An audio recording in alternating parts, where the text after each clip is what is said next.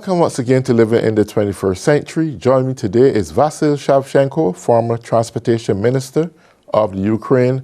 Vasyl, it's always a pleasure to have you on. Thank you for having me. Yeah, so recently there's a lot going on with Zelensky, President Trump, and so forth. Zelensky is continuously asking President Trump to supply them with Tomahawk missiles that can reach over 1,000 miles and penetrate deep into the belly of Russia to help disarm some of their forces. However, though, I see a lot going on here. I found that Putin is consistently sending a warning to the Western world not to supply Ukraine with any long-term missiles, long-range missiles. And I see that Putin right now is very desperate. I don't know if you're reading what I'm reading. He's desperate in many ways. He's desperate from the standpoint that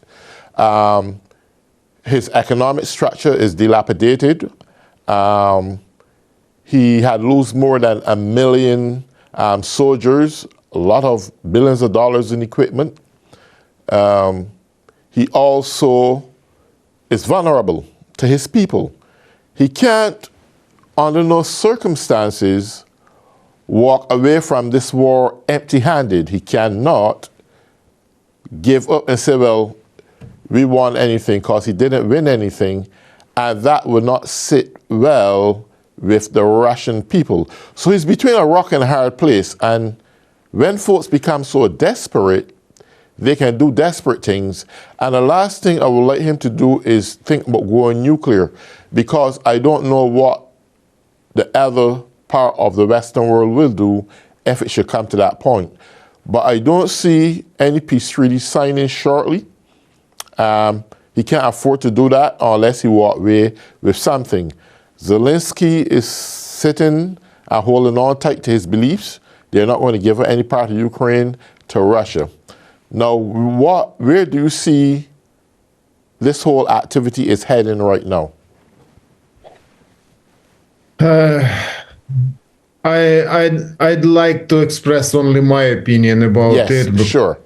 You know that very often international policy demands knowledge we have no in our disposal, and because of it, very often we can condemn or can support persons we are not aware about tactics and type of waging negotiation, having negotiations and waging war.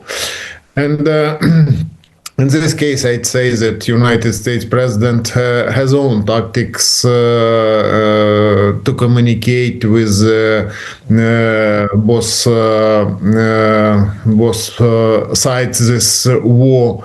I know that he is interested in ceasefire, because he's promoting his idea that he's most successful person who's ready to establish who have established many ceasefire, and he will do it in Ukraine. But to be honest, we can discuss it with a view from inside of Ukraine, because inside of Ukraine we are being under Russia's shell, and our forces are fighting every day with Russia's troops, and they are sending more and more different type of newly mobilized volunteers, mercenaries, etc. And all of them are being sent at the battlefield to storm Ukraine's fortification. And you know that bad conditions and bad weather condition doesn't allow to use military vehicles, and they are sending them to die in the Ukrainian fields. But according to the headquarter command, Russia's troops at the battle line is about more than 700 soldiers who's storming Ukraine's Ukraine's territory. And them exactly we are interested in extra weapon, and one from this type of weapon which have been discussed, it's Tomahawks long-range missiles, which would allow Ukraine forces to combine Ukraine's blow the Russia's military plants, military facilities, and to hit refineries which are producing fuel for military vehicles. And you know that during this meeting, Ukraine's military forces intelligence service general commented that sanctions from Ukraine's forces have inflicted many impacts for Russia's economy than all sanctions they have had. And it means that we are interested in undermining their opportunity to focus on sending military troops and sending extra weapon to the battlefield. And the only way to destroy their facilities and to destroy the facilities there's friendly countries, and because of it, the idea to ask about long-range missiles was issued. The Vice Prime Minister, Vice President J.D. Vance, and then these discussions started moving further, and just before meeting with United States President, Ukraine's president was ready to discuss it, and he visited his office with maps where is fixed Russia's main military objects to target. But as a result of this negotiations, telephone conversation with Russia's president, United States president decided to comment that these missiles is necessary for military forces of United States. Maybe it's right, but nevertheless, Ukraine forces haven't received extra weapon, and during this meeting, Ukraine forces received drones from Great Britain, and these drones will allow us to deter Russia Federations at the battlefield. And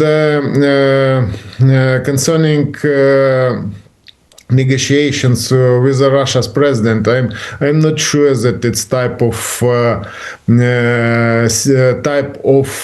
negotiations about ceasefire. It's a type of being a member International World Leaders Club, and he doesn't want, Russia's president to be in exile, and he wants to be invited first person in the world, and you know that he is interested in having these meetings with United States president just to demonstrate that he is not limited, and that criminal court warrant issued to arrest him doesn't work and will not be working in Hungary, where they are going to meet.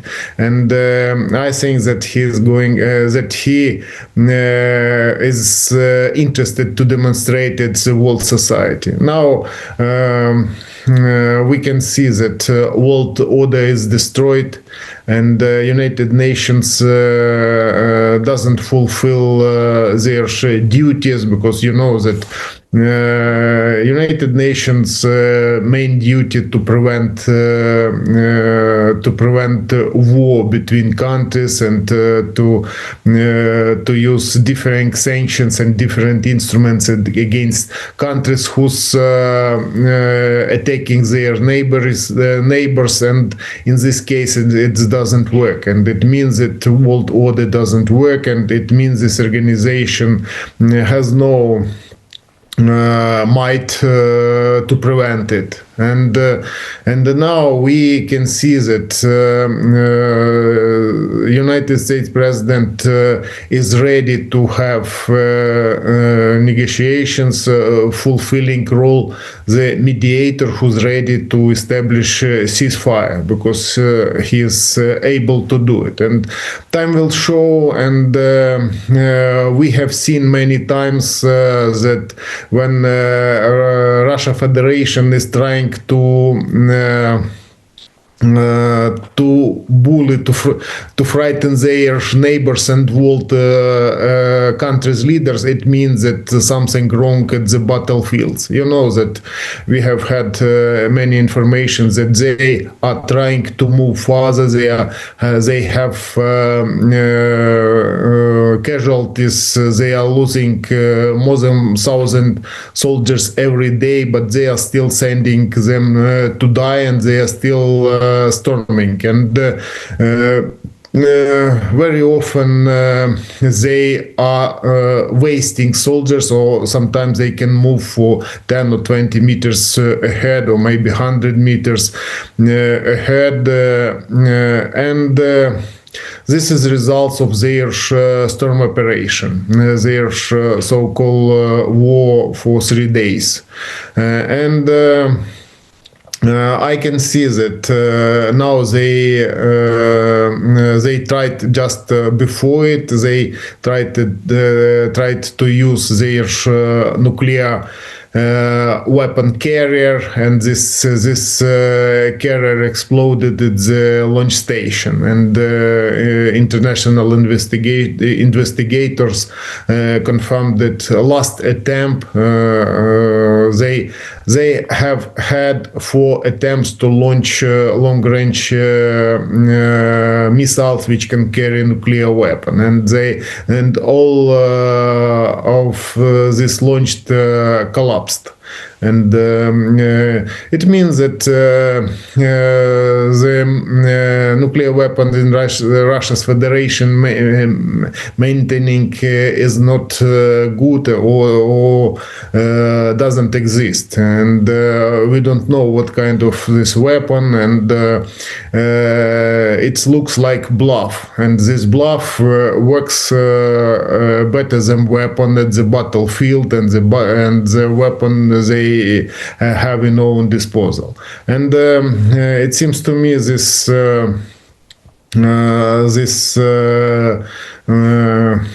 meeting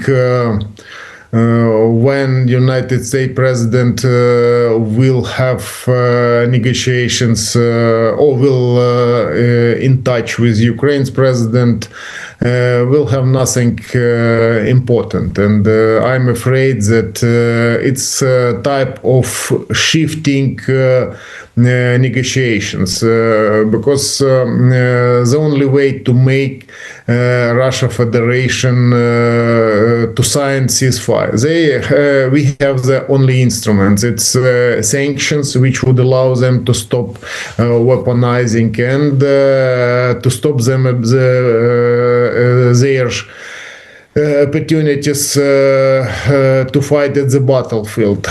Both moments depends on their opportunities, depends on money in their budget for it, and you know that this budget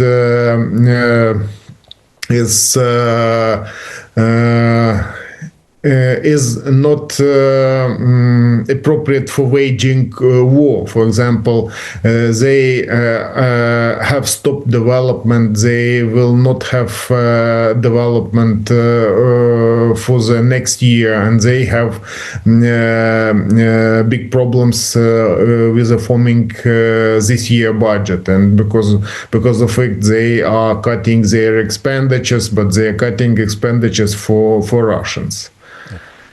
Yeah, so one thing I want to mention here is that, well, first let me say congratulations to the president for being able to bring a ceasefire between Israel and the Palestinian region. However, though, that is a religious war that's been going on for centuries, and I would more say as a temporary ceasefire than an everlasting peace situation. However, though, the whole concept of Russia or Putin is based on the USSR ideologies. He wants to rebuild this empire that once was, and it's just not going to happen. He's driven by that ideology to recreate or to reinvent the wheel to have a Soviet Socialist Republic established again. That is somewhat, to me, a political disease. Folks like that with that concept doesn't give up. Zelensky want peace. Of course he do want peace. He want this war come to an end. The president is doing his best to make it end. But Putin's ideology is far from making peace. He's about totally wiping out and destroying if possible. And in the process of doing that, I believe that he is manipulating or trying to manipulate the head of President Trump. And I think Trump finally acknowledges that what he's doing, that he don't really care about peace and solving this problem.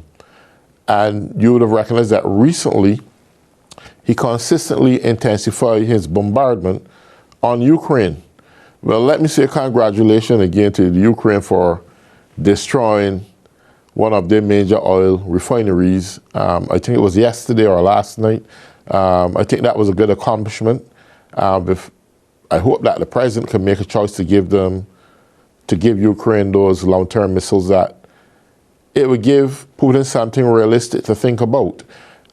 We can't have the war going on that long. I think the sense of civilization needs to be reimagined among the Ukrainians' minds, that they can live in their country at peace. However, though, I think that the whole philosophy of being a part of NATO nations for the Ukraine, I think it has to be back with the Ukraine becoming a superpower. That's the only way it's going to keep Russia from invading Ukraine all over again. What's your concept about that? I'd say that now we can see that Ukraine's president had a successful meeting with representatives, think tank, military producing, military equipment producing companies, Raytheon Technologies, and other companies, and it seems to me it's positive moment for future cooperation, because we are sure that only in cooperation we will have the weapon which is actual for current days. And it seems to me all our partners must be together just to have experience how to react for new technologies are being produced at the battlefield. You see that Russian drones easily penetrated to Poland, and Russia's fighter jets penetrated to Estonia's airspace, and they are launching drones to suspend flights in different European countries. It's technology which allows to capture any country, because it's a new type of weapon, and using, for example, 1,000 drones allows to prevent any action, because, for example, Mr. Trump commented that he would give Ukraine 1,000 missiles, long-range missiles, Tomahawk, but then it appeared that it was joke or half of truth, because I'm sure that it's impossible because of technological and other sphere of cooperation. But nevertheless, we can see that manipulating all these facts, Russia Federation was frightened because of these negotiations, and they have said a lot of unsatisfaction that Ukraine can have it. And now I think that they are fighting, and they are fighting for domination. Who will have control about biggest market? I mean, United States and European Union markets, and they are fighting for these markets, for making these markets to work for Russia. And Russia is limited, but main beneficiary, we have spoken many times, it's China. And China is a successful country because of investors from different countries, from European Union, United States, and developed Pacific Ocean region. And where we can see that now is sphere of competition, it's military technology, and it seems to me it will last a dozen years, and we have to get used to live in this condition, because new world will be world without any restrictions. Only military forces for every country will be reliable part of peace or promoting peace relations, and because of it we must be together in this sphere of competition, first of all to resist and to have extra weapon which can prevent attacking the simple and cheap type of weapon. And you know that they are targeting Ukraine's infrastructure. Every night they are shelling hundreds of drones and mixing it with missiles, and mixing it with different type of missiles, and very often they are targeting the same object from different type of weapon, and them they are focusing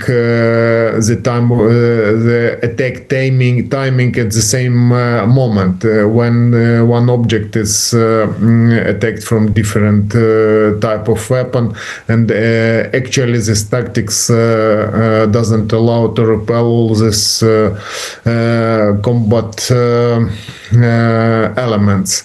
And now they are hunting for Ukraine's train, because Ukraine's trains are providing logistical services for military forces of Ukraine, and they are hunting for Ukrainian trade in bordering region, and now they are producing technology which would allow them to go further in the depths of Ukraine, just to have opportunity to stop Ukraine's economy functioning and to prevent Ukraine's opportunity to provide military forces, and we are fighting effectively, and you know that they decided to do it after Ukraine's blow in their depths.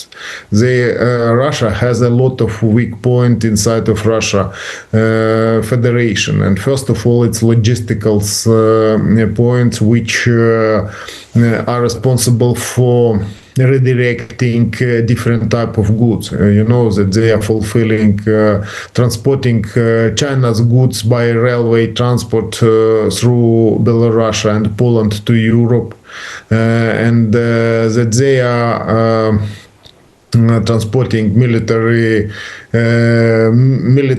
vehicles and missiles from North Korea, from Far East, to Europe, to Ukraine, to use it, and they have to transport oil by train, and because of it, Russia's system doesn't work and is weak. And after that, they decided to attack Ukraine's fortifications, Ukraine's infrastructure objects, just to prevent, to resist Ukraine. And now in this competition, only technology and person who's brave and who's ready to fight will win. And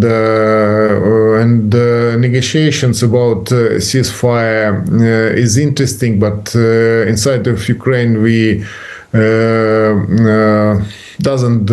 we don't believe that it's true that somebody will be able to establish ceasefire in nearest future, because the only collapse Russia Federation will allow to have ceasefire. And I think that world society is interested in balancing between existing Russia Federation and making them to ceasefire. It's impossible, because we must know that if we have ceasefire for short time, because you know that United Nations nuclear Energy Committee informed that is expected ceasefire for repairing nuclear-powered electrical station, but it's the opinion from United Nations. We know that they have good relations with Russia, because Russia's business is based on producing nuclear-powered